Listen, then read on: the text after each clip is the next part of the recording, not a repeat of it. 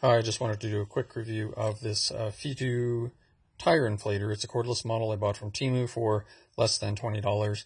I got it because one of my friends had actually two flat tires in a row within 3 days of each other on a motorcycling tour, and it was very difficult to get these flats repaired. He had a flat repair kit. He was able to plug the hole, but we weren't able to pump the tire back up very easily, and it was a lot of trouble.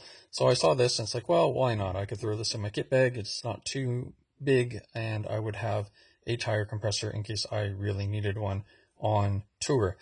However, it's less than $20, and I'm honestly not expecting a whole lot from this, so I'm very curious to see if it would be up to the task of pumping up, say, a 20-inch SUV tire from fully flat to more or less fully inflated, which is, I think, what a lot of people would really be interested in this thing for. I bought it with my own money, and I don't give a crap about monetization, so I can say whatever I want. So I'm going to do a quick test, and we'll see how it does.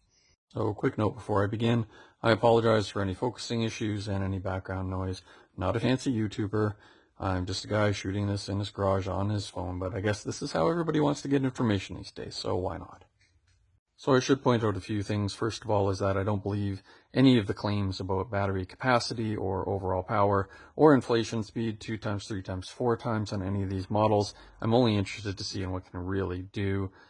The other thing is that you can see very similar models ranging from this one, which I picked up for, I think, $18 Canadian, all the way up to roughly $200 Canadian. I refuse to believe that there's any meaningful difference between any of these. I have absolutely no idea or no explanation why some of these would be pushing $175 plus, except for maybe brand name or because they think that people will actually pay it. All right, so first impressions, not bad, actually. I mean, the thing is a little bit smaller than I thought it would be. I mean, it's about the size of a multimeter, a little bit smaller, or, you know, the size of a couple of business cards, credit cards, whatever. Not too shabby. It's also about the same size as the tire repair kit that I bought. So, hey, not too bad. You know, comes in a decent package. It comes with a few sort of semi-useless accessories, valve adapter, things for pumping up inflatables and the like. Obviously, the adapter hose, which you do need, I've got tucked away, and then a really useless short USB-C cable, which is like 2 inches long, and that's not going to be good for anything. So if you want to be able to charge it, I imagine that you have a decent-sized USB-C cable lying around. Otherwise, you're going to have to get one. It doesn't come with a charger, by the way. It's got some weight to it, which is kind of what you would expect because it's got to have an electric motor and a metal single piston compressor in there, which is all that these things really are. The motor will be down here. Little tiny compressor with a single intake valve and a single outlet valve will be up here. But, you know, good finish, good workmanship, decent construction. It's got some weight to it. Feels like it's going to do the job. But the question is, will the battery life really be long enough to do anything other than, you know, a simple top-up? So one of the reasons why I bought this particular model and not some of the other similar models was because of the tire chuck. This is a levered chuck, which means you can put it on and you can fold it down in the usual way, and it will, first of all, stay on all by itself. But more importantly, you can get it off quickly. If you have a threaded style, which has got a thread like this, as you unthread it from the tire, it'll go psh, and you'll lose a lot of the pressure that you just spent time putting into the tire, which is really kind of useless. Whereas if you have a tire chuck like this one, anybody who uses one knows you just put it on and it'll go psh, and then you're done, and then you can take it off and it'll, and you're finished. And that way you don't lose any appreciable amount of pressure from your battery operated thing. You don't want to waste the battery life, and you don't want to have the hassle. Right, so another reason why I got this particular model instead of some of the other similar models is because I hoped that this connecting hose would be longer, or at least long enough to reach up to the top of the tire. Some of them come with like desperately small hoses, short hoses. So this is a 19-inch wheel, and you can see that it just about makes it, but not quite. It's a couple, 2, 3, 4 inches off the ground there, so that's not bad, but that's not ideal.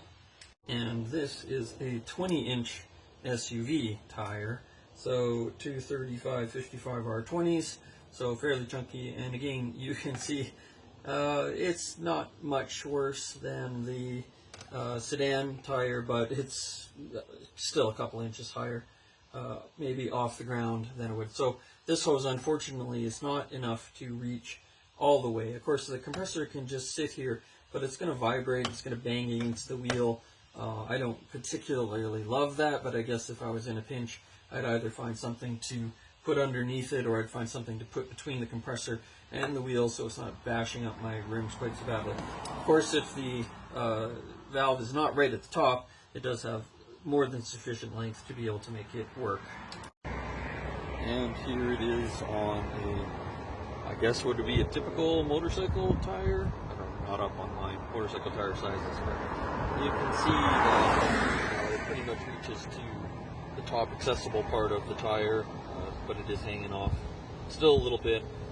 But for a bike tire, of course, you probably have the option of rolling it forward if you need to in order to make the stem more accessible, in which case it would probably be down here, and the hose is more than long enough. So this is one of my 20-inch SUV tires. It's a winter tire, not that it makes a difference. I'm not going to actually try to pump up the tires on the car. I would have to air them out. I don't want to risk damaging the tire. Would it make a difference if it was on the vehicle and having to push the vehicle up off the ground? Yeah, possibly, but I'm not going to do that. I'll leave that to somebody else to do. I'm going to pump this one up from 0 to 30 psi. I've already let all the air out. 30 psi maybe is not quite enough, but it's certainly enough for an emergency pump up, just enough to get you going to get to the next service station where they have a real compressor. So I think that's fairly representative. You could probably do up to, say, 20 on most tires and it would be fine. And if you have to push it up to around 35 or 40 as a full fill, you could probably reasonably do that as well. So 30 seems to be a decent midpoint. We'll see how many times I can pump this tire up from 0 to 30.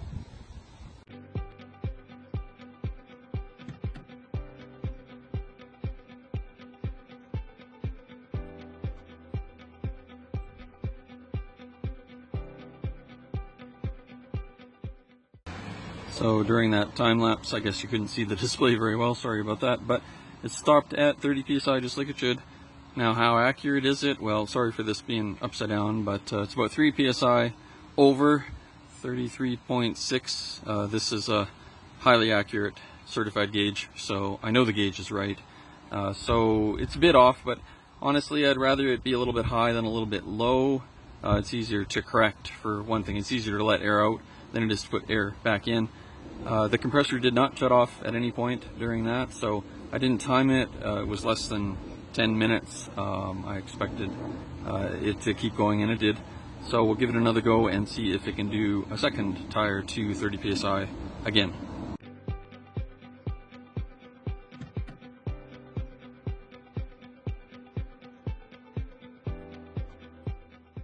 Right, so it gave up just shy of 10 minutes in to the second inflation.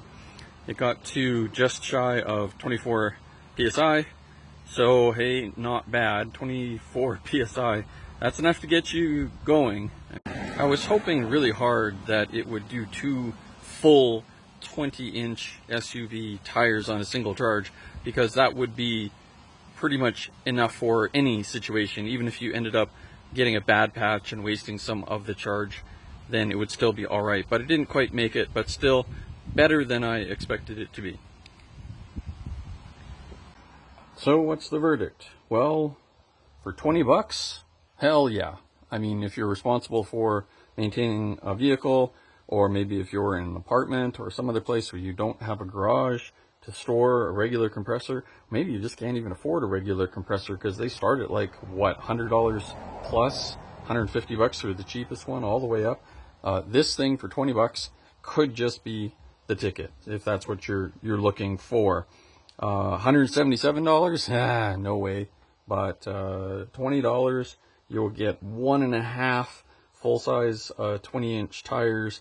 That's off the vehicle. On the vehicle, I'm confident you would get 1 or close enough to 1 full inflation, so that if you got a bad patch, you could waste some of the charge, and you could redo the patch and you could still get a 2/3 or half inflation, which is enough to get you moving again. And that's all you really care about typically for this kind of thing.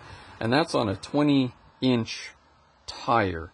On the 19s on my sedan, it would be slightly better.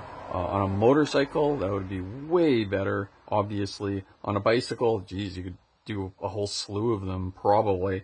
I'm not sure I'd want it for inflatables per se, but it is small and compact, and I don't think it's very fast, but it would get the job done. The noise is not too bad, I should mention. It's quieter than the 12-volt old plug-in 12-volt compressor that I had. So, yes, I'd say that this is certainly worth it if you are in the market and can have a use for this kind of a compressor.